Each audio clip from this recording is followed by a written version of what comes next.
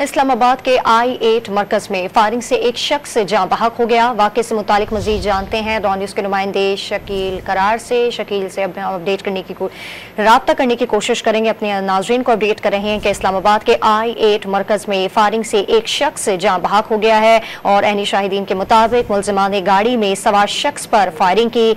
जख्मी शख्स गाड़ी से उतरकर इमारत में गया तो फिर फायरिंग की गई।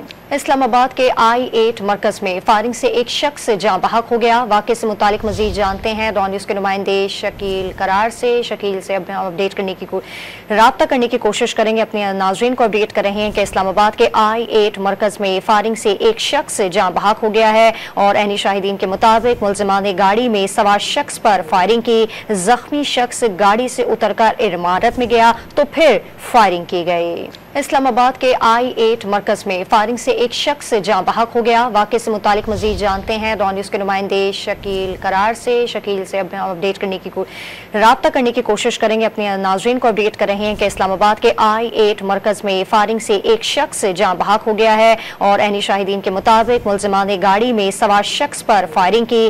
जख्मी शख्स गाड़ी से उतरकर इमारत में गया तो फिर फायरिंग की गई।